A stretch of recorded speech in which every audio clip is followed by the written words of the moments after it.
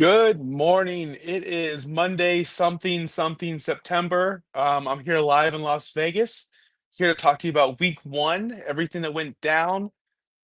Who did we get right? Who did we get wrong? Is Daniel Jones the superstar that I told you he was? Find that out next. Justin, let's get the show started.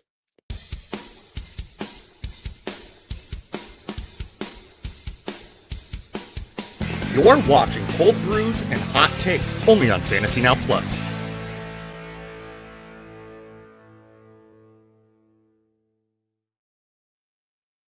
Good morning, Justin. Are What's you up? there? I'm there. Man, let me tell you something. Everybody has a plan until you sign with Brian Daboll. Whatever happens in New York stays in New York. Everyone that leaves Brian Daboll, that offensive genius, anyone that leaves him, from Evan Ingram to Saquon Barkley, which had his best year ever, to Daniel Jones, they flourish. Guys, what a freaking week one. I'm here live in Las Vegas at the Plaza Hotel. I'm tired. I've lost some money, but I'm here to talk fantasy football with you and Justin. So thank you so much for covering and being on the show with me. Can you hear me well? Yeah, you're fine. I mean, Okay. you're, All you're right. you don't have your microphone. It's fine. Everything's cool.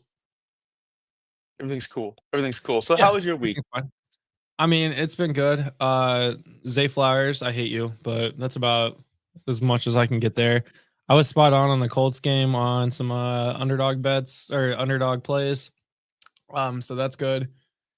But other than that, I mean, just watch football this weekend and football's back. I went into the weekend saying I'm not going to care about the Colts. I still do not care about the Colts as much as I used to, but I hate them still.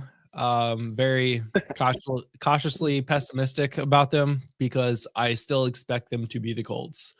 And they definitely were not the Colts that I expected yesterday. So that was interesting. No. But can I tell you a stat about Daniel Mhm. Jones? Sure. This Go might ahead. help you. Daniel Jones is the only quarterback this century that has scored on every single possession of the game. I saw that. I saw that stat. I'm All, pretty proud of all that 7 stat. games. Yeah. Pretty proud of that. That's awesome. Listen, there's no victory lapping. If you're victory lapping in week one, I know Sean, part of our team called me out last night. I'm in Vegas. I can have fun. I can do what I want, Sean. So if I'm in a victory lap week one, I will. But I will say this. Um, we will get into the quarterback performances such as Daniel Jones, Aaron Rodgers, Joe Burrow, Justin and the Fields. likes. But first, we do need to get to some plugs and some information and some how to contact us. FantasyNowPlus.com, where you can find our articles, rankings. If you went there and you said, why does Josh have Derrick Henry ranked running back one? Well, then maybe you should know. Maybe you should go there and check out our rankings. Oh, why does Josh have Daniel Jones in the 12s, in the top? Oh, maybe you should go there. But that being that, as it said, we are here live in Vegas, baby. I don't want to plug no more. I want to get right to it. Um, unless you want to get to the underdog, because you did mention it earlier. Want to get that out of the Yeah, way? new customers play $5, get $50 using the promo code FN Plus. You can get the link in the description. It's a lot of fun. I had way too much fun with it this weekend. Again, I'm up actually right now. Unlike Josh in Vegas, I am up in underdog. Because That's I've only deposited a total of $10 so far, and my balance is tenfold over that. So, no, 20-fold over that. So I'm doing great right now, thanks to that $50 promo, in the bonus funds. So have some fun, guys. Like it's just fun. It's just fun. Speaking of fun, Aaron Rodgers had a game last night or yesterday afternoon, whatever time zone you're in, because I don't understand time zones these It days. was still a day. Um, I think that matchup right there was for Aaron Rodgers. I don't think we're going to see this every week, guys. We're not seeing 30 points from Aaron Rodgers. We're not seeing 29 points from Daniel Jones. These were great weeks. There was 11 quarterbacks total that had 20 points plus. We still have two more to go tonight, JJ McCarthy and Caleb Williams, which both of those quarterbacks could easily hit 20 points. So we're looking at possibly 13 quarterbacks in that 20-point range. We're on the flip side. the 10-point and under quarterbacks. We have like the Cam Wards of the world, Joe Burrows. They were about, I think, about 8 or 9 of those. I don't have those right in front of me, but I was looking at those, man. What a bust Joe Burrow was. Always week one. I was listening to some shows on the way out here on the flight. They told me to hammer Browns +5 hard because Zach Taylor and that organization cannot cover in week one. They have never covered in the Zach Taylor era in week one, and they did yet not cover again. And Joe Burrow flopped, man. And I feel like this is a weekly or yearly, annually situation where we talk about Joe Burrow and we panic. Am I wrong in this assessment? No, We're you're fine. absolutely right. Joe Burrow's never really competed in a preseason until this year. This was the first year that he actually competed all throughout the preseason because he wasn't dealing with an injury. So they got all their starters out there saying we're not gonna flounder in week one, and they did. Thanks to no offensive line. I mean, go figure. You still need an offensive line to play football, and at least be good. You can have all the elite talent you want on the offense, which they do. They have all the elite talent that they need, but they have no offensive line. Like the defense held up. That was great. The defense actually held up, which was not expected. But here they are, and week one. But the thing is, they got the win. That's the important thing. They usually don't get that win in week one, it seems like. I think in Joe Burrow's career, the Bengals only have 2 wins in week one, including yesterday. So they're already ahead of this, ahead of last year. Which the big issue of them not getting in the playoffs was the amount of losses they took to start the season. Yes, that's huge for real life football for fantasy purposes. So that does not help us out. We Yeah, drafted Joe I Burrow mean in the that's true. first or That's second true. round. We drafted Joe Burrow in the first, second round in super flex leagues. Jamar Chase was obviously the first or second overall pick, whichever you decided. And T. Higgins, 3 for 33. That's not going to get it done. Zach Taylor continues to just limp into the season and have these players not ready. It's very alarming to have this much talent and to be so mid at the same time. But Joe Burrow will bounce back. Better days ahead. Not too worried about that right now. What I am worried about, and to be completely honest, I am worried about Cam Ward. They looked bad. The Titans looked incredibly bad. Cam Ward, 3.5 fantasy points this week. That's that's almost as bad as that's almost as bad as me if I went out there. I mean, I'm not even trying to be a jerk. That's horrific. Now he's not somebody that was widely rostered, so we're not going to go in too hard on him. But man, it's so frustrating to see people like Jaden Daniels, CJ Stroud, Bo Nix off the rip be good, and Cam Ward is just average at best. How are we feeling about Cam Ward and more importantly, Calvin Ridley after this offensive Um, performance? well, Calvin Ridley is exactly the player I've been saying Calvin Ridley is all off season. So I'm not going to go too far into Calvin Ridley. I had no expectations of Cam Ward. I think I had him ranked in like the late 20s, early 30s in terms of rankings. Uh he he played worse than I expected him to, but going up against Denver in Denver to start the season is already tough. They've got a tough defense. So I want to see now how that bounces back. Because he finished as a bottom quarterback yesterday. 32 quarterbacks have played so far, Yep. including No. Jalen Milrow, who went 1 for 1 in completions, and Zach Wilson. Cam Ward finished just above the two of them. So, and he actually tied Zach Wilson in points. So, uh, Yeah, mm, not good. that's ungood. Tua was ungood this weekend. They already having Mhm. problems with Tyreek Hill. Shocking, right? By the way, if you're watching on Finstock Sports Network, sound off. Let me know what you're frustrated about. Are you frustrated about Tua? Are you Team Tyreek? Because guys, it's gonna get ugly pretty soon, and I don't want any part of that offense. And what a shock! We're not to the wide receivers yet. Well, you know what? We'll get to Waddle. We'll get to Waddle when we get to Waddle, but it's the same situation every single week. We'll get there. Let's get to the good quarterbacks, man. Um, Josh Allen was obviously number one this week. It's going to be hard to top that. I think 41 points. By the way, at Circa last night, the line was plus 500 going to the fourth quarter. Dirtbag Dave took the money line, live bet 500. The Ravens came back and scored like immediately as soon as he sat back down. Jason, his brother, the line jumped up to plus 1,000. He went up there and put money on it. We all watched the Bills come back to win together. We all won money. I'm a coward. I didn't do it. So it is what it is. But Josh Allen, 41 points, phenomenal, spectacular, no doubt about it. Aaron Rodgers, Daniel Jones were following them.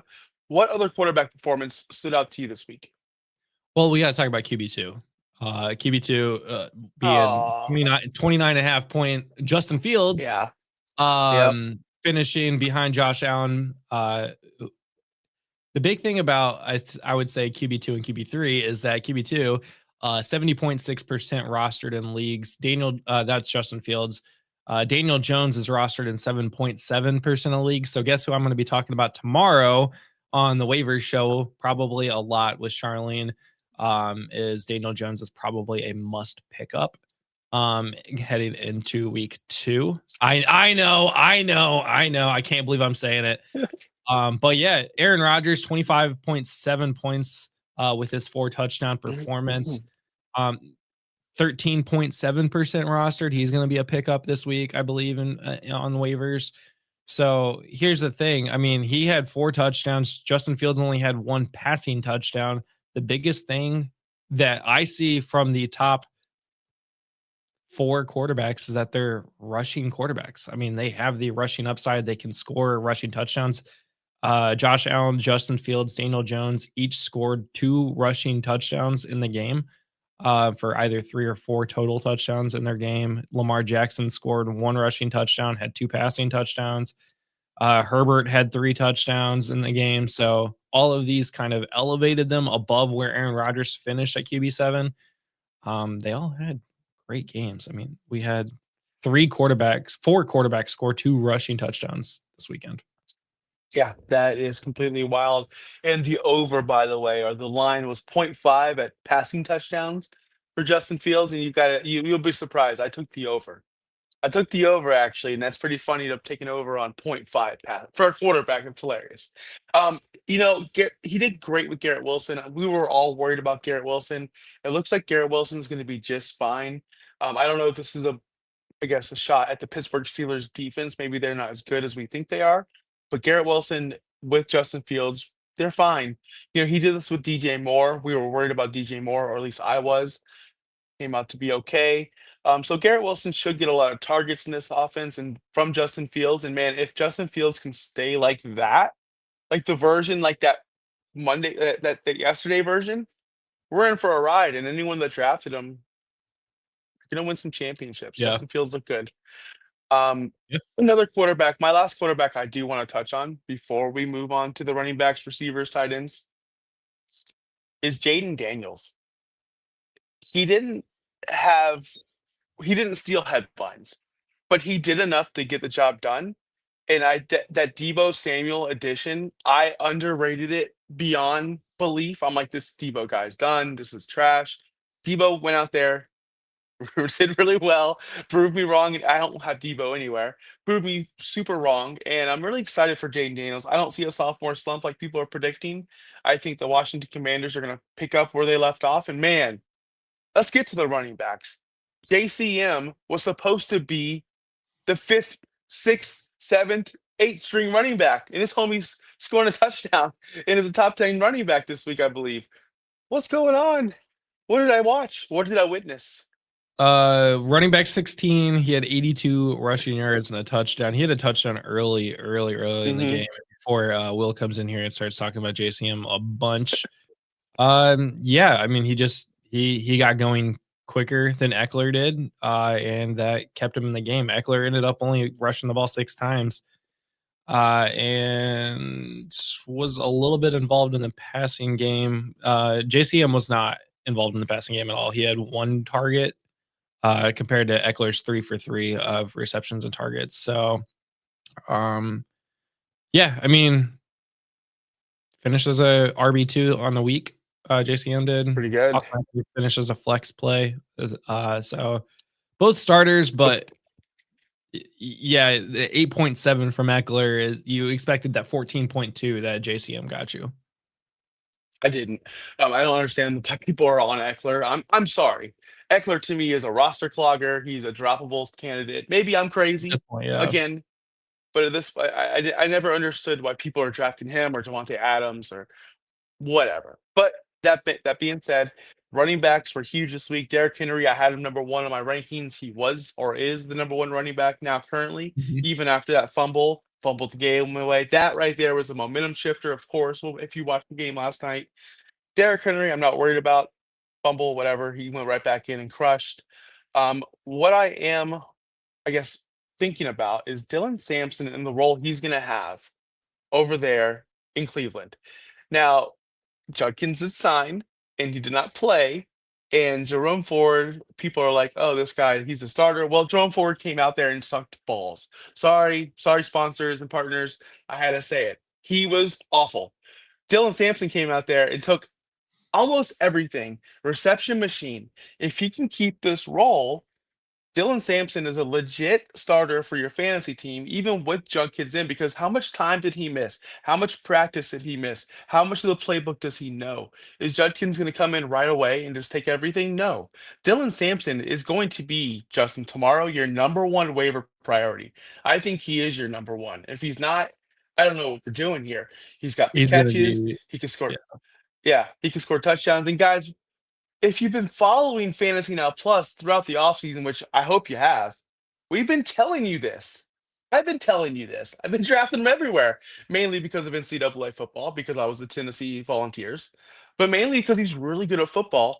And I didn't think Jerome Ford was actually going to be a thing. I thought it was going to be a 1-2 punch with Judkins and Sampson. And even if it is, Sampson's definitely usable because he's going to be the player in the backfield catching the passes. That was a that was a phenomenal performance by him, and I don't think anyone saw it coming. I started him in the guillotine league I'm in. I think I started. I'm in a $500 league. Started him. I was hyped for Dylan Sampson. I hope you guys are too. Justin, how say you? Are you worried about Judkins? I love Dylan Sampson, and I think he is the RB1 in Cleveland. I 8 for 8 in the passing game. That is quite insane. 64 yards. Um, I'm a little worried about the 12 for 29 in the rushing game. That's a concern. So that makes me lean towards Cleveland's gonna push Judkins into the running back, and maybe Sampson comes in for passing downs, which that I always hate when teams do that because when Sampson comes in, it's like, oh, it's not a running play, it's a passing play. We just have to protect now. So they kind of limits that offense a little bit. So that is going to be a little tough. So I'm curious to see how Stefanski really manages that moving forward. But Sampson RB9 on the week, you can't hate that. Yes. And Will, we're not talking about tight ends yet, so hush. We do have one question for you. Should I trade Travis Etienne and David Njoku, who had a bad week, for Jalen Warren and Jacoby Myers? Yes. Yes, yes, I yes. And here's the reason why. Tyler Warren, what we saw, which we didn't get, we're not going to get to the tight ends yet, but we will. We saw his potential. We saw Daniel Jones is going to find him. Everyone that was crying, by the way, about Anthony Richardson, just I'm drinking all your tears right now. All of them, and they taste so good. But Tyler Warren's going to get targeted early and often with Daniel Jones. Everything that Justin has been saying throughout the offseason about Tyler Warren being a top six tight end will come true. So I value him over Njoku, mainly because he's better.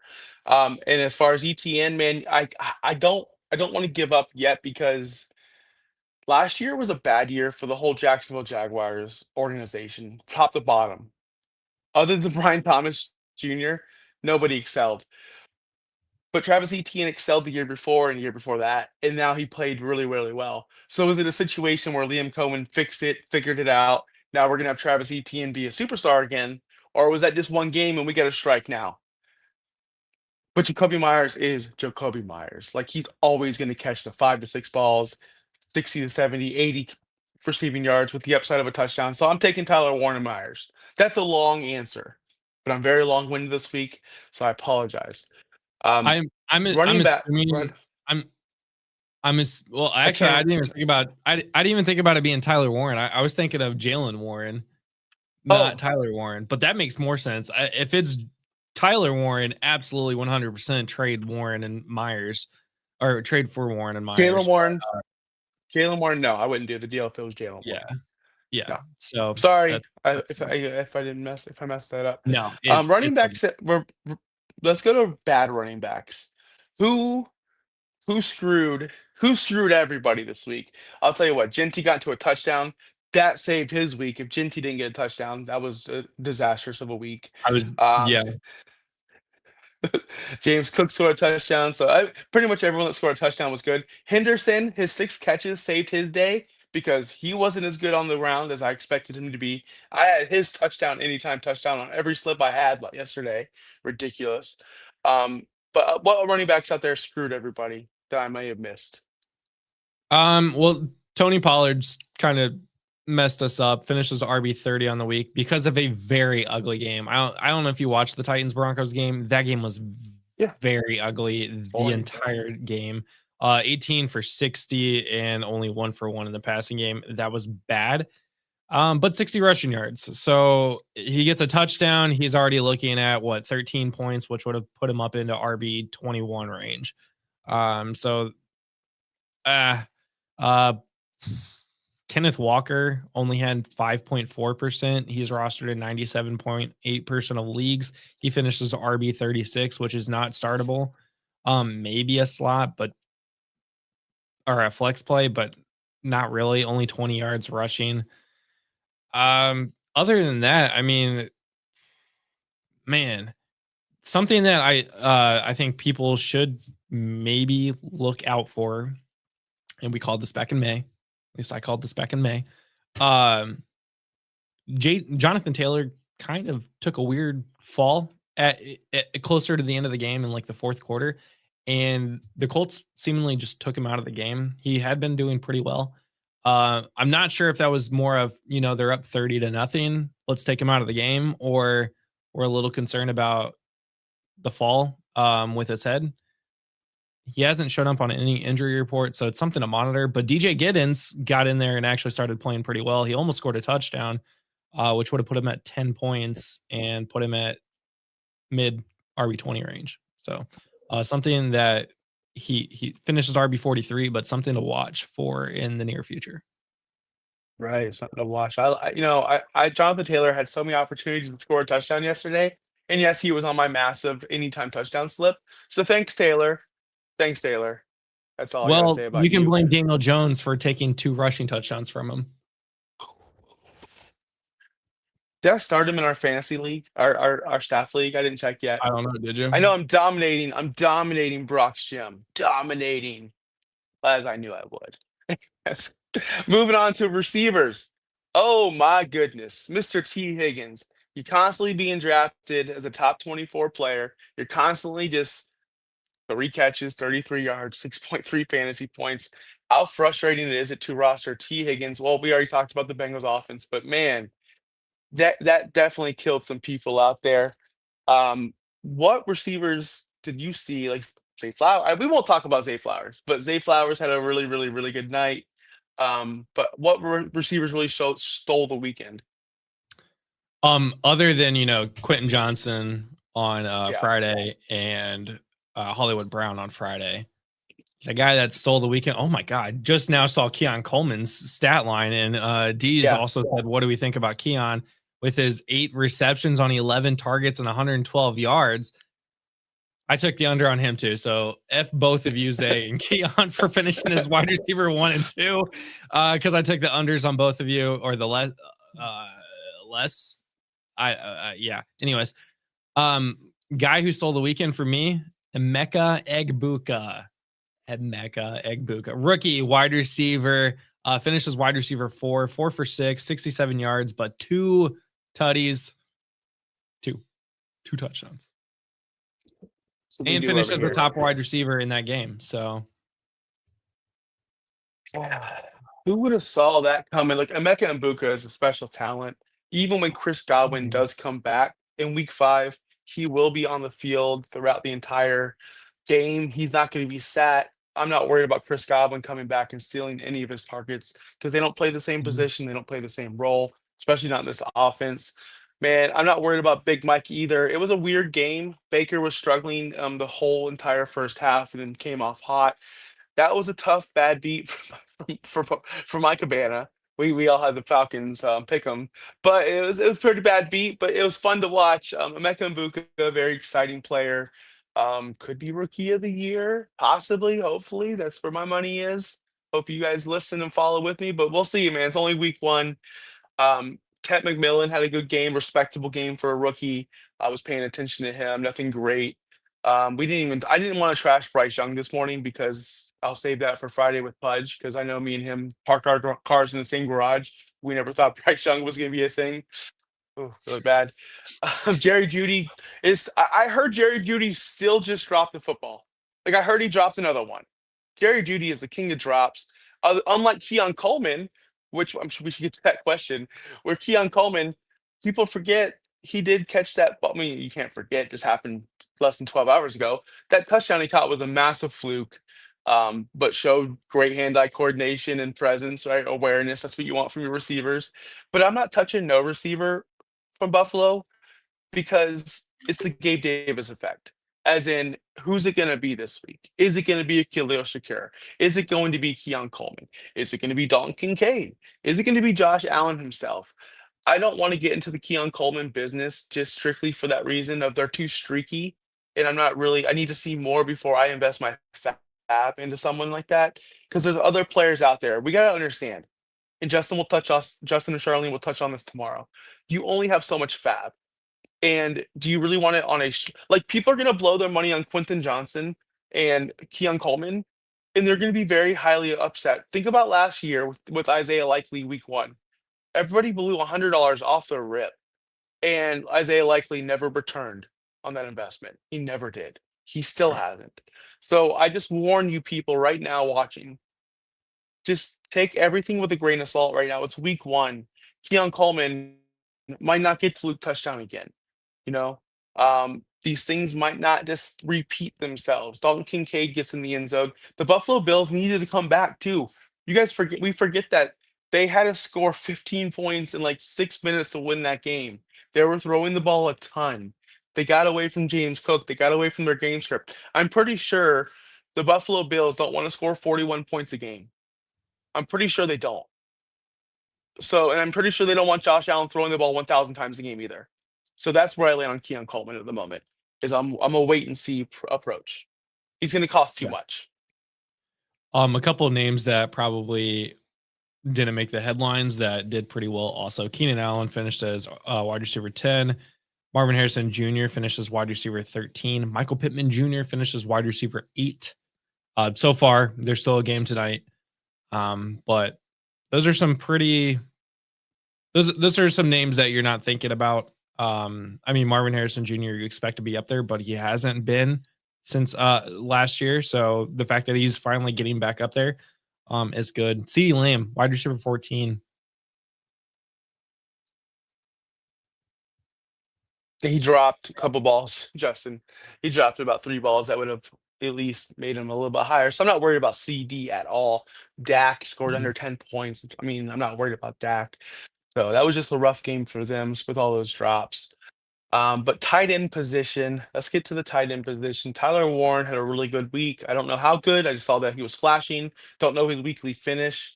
Mark Andrews completely bombed. God, man, as soon as I buy into this guy, freaking they score 81 points in that game total. Mark Andrews 1.5. What a freaking bum, dude. I'm done. I'm done. One If you're reception. in my league and I have Mark Andrews, freaking cut. I'm done. I'm cutting him. I don't care. So mad. Um, No, what else happened yeah. in the tight end position? Travis Kelsey scored a touchdown, which was nice. But honestly, I had McBride. If you're in a league with me, I have McBride or bust. I don't really have anybody else. I didn't pay attention. Brock Bowers left the game early, came back. Brock Bowers is a baller as usual. But other than that, tight end position was kind of boring this week. And Joku's still dropping balls too, I heard. Yeah. So what if I were to tell you that Saints tight end Jawan Jennings finished as tight end 1 this week? Would you believe me? He scored a touchdown. That's what it tells me. He scored I a would because touchdown. it He means got he scored a touchdown. eight receptions for 76 yards on top of that, 11 targets. Which what have I been saying for like 2 years now? Wild. Rookie quarterbacks, and I'm going to consider Spencer Rattler a rookie, just like JJ McCarthy is a rookie. This is really their first time playing ever.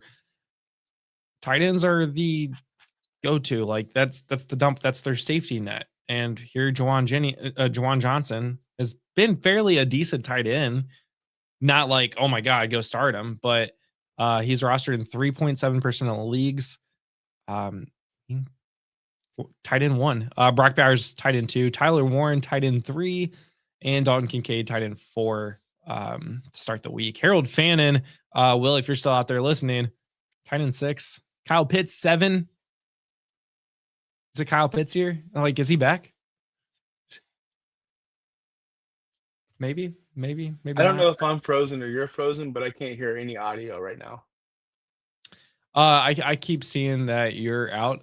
So I'm just gonna keep talking until you start hearing me back. But yeah, no, the tight end position was quite interesting. I think Josh might be lost here. I don't know, but David Njoku we expected to do pretty well. He finished as tight end 24, which is not good, not even like worth even rostering at tight end 24.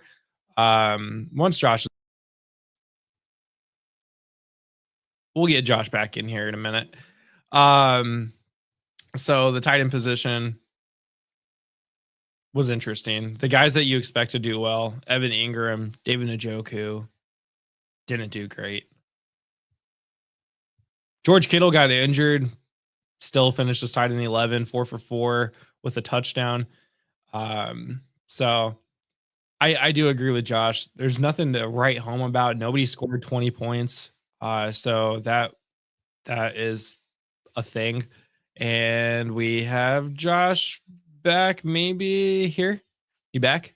Can you hear me The again? one thing I learned about this city is the cell service is awful. The Wi-Fi is awful. Everything's awful here.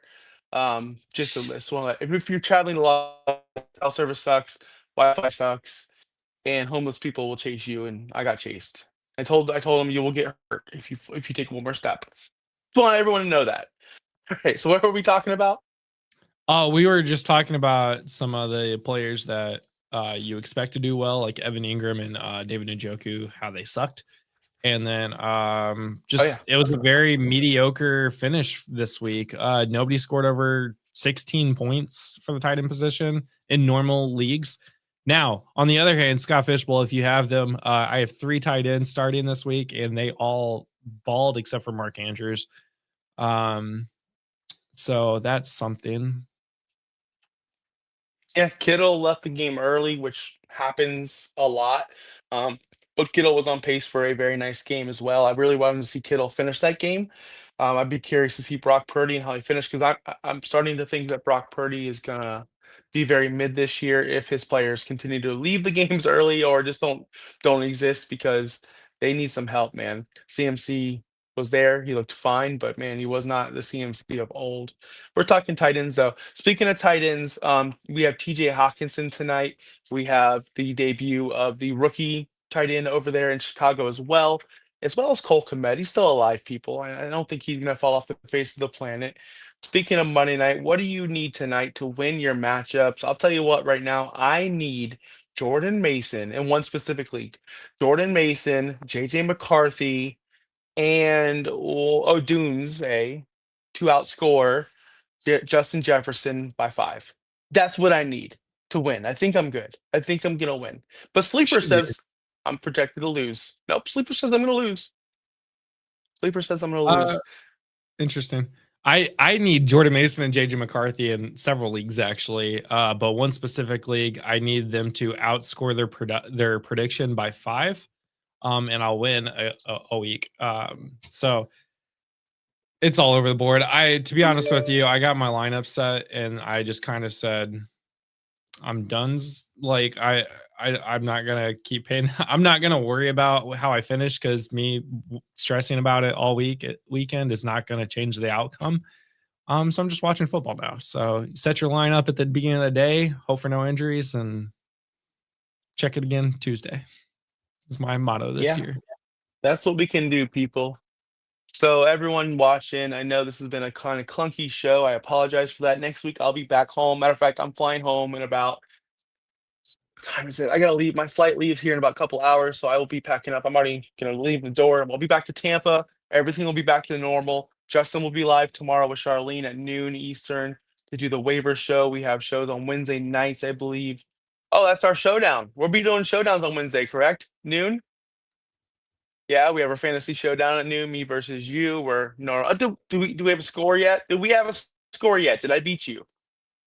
No, you are currently losing because of your Jerry Judy take. Mr. Drop. Sir drops a lot. We'll be back Friday, of course, with Pudge and myself all week long. So, guys, I hope you had a great fantasy week. Hope you freaking won. If not, shout out what do you need? JJ McCarthy, Justin Jefferson, Jordan Mason, Aaron Jones, DJ Moore. There's a lot of studs tonight, Justin. There's a lot of studs, and we're gonna find out what Ben Johnson could do with this offense. So, before I keep rambling on, Justin, can you do the plugs and log us out? Dude, I'm losing my voice. Yeah, fantasynowplus.com Okay. is our website. Chat.fantasynowplus.com is our Discord. Join that because we have a lot of people in there to answer your questions. Your start sits questions. We'll have AMAs every week. Ask me anythings every Sunday as well. I keep wanting to say 8 days of content, but it's 7 days of content with 8 shows a week. So we'll have a show every day of the week all season long. So be sure to follow along for that. And yeah, hit up the underdog contests, sign up with FN Plus to get $50 in bonus funds when you play your first $5. But yeah, other than that, I mean, that's everything. Right on, man. I will be flying in soon. I'll see you guys on the other side. Until next week, be good. I hope your cold brews are cold and hope your teams are hot. Peace out. Thanks for listening. Be sure to like and subscribe wherever you watch or listen to podcasts. We'll be back next week for more ways to win your league.